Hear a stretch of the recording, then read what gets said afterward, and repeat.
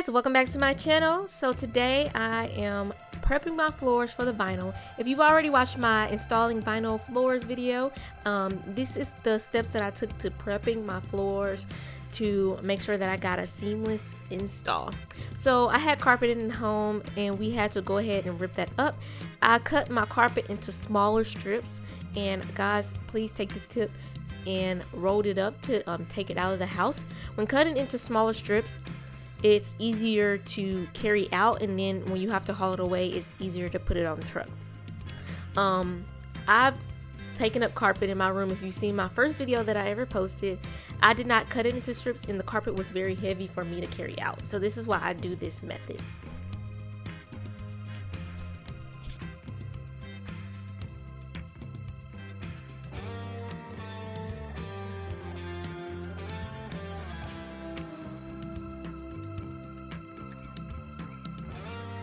And with the padding on the floors, I didn't do anything special. I just cut it and ripped it out. However it ripped out, it didn't matter to me.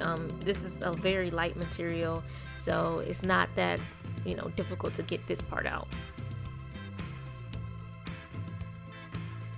Okay, so now I am taking a crowbar and I'm just running it against my floor. I'm doing this to take up the staples that were left from the padding on the carpet. I use staples to staple that down, so I'm just pulling up all those staples. They came out very easily with this little crowbar. You could even, actually no, I was gonna say you could use a hammer, but they'll probably take much longer. But even if you don't have carpet in your room or your house, you want to do this step because you want the crowbar to be able to tell you if anything is in the floor or sticking up from the ground. So sometimes nails are a little slightly above, but to the eye we can't see that. So that's why I use the crowbar to see if anything's sticking up. Go ahead and hammer that down, and this step just creates evenness on the ground and helps you to level. So when you come in with your floors, it'll be a nice seamless install.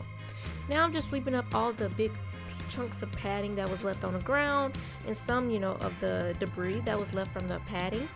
So sweeping this up because I'm about to go in and sand the floors down.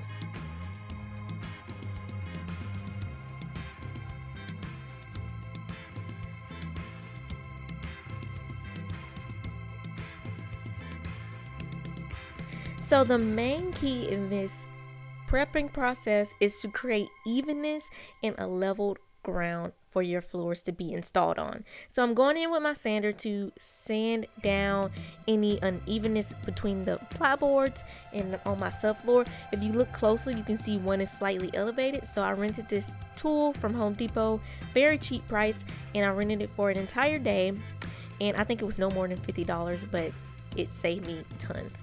Lastly, I go in and vacuum these pieces, and all the sand, leftover sand, and debris that was on the ground.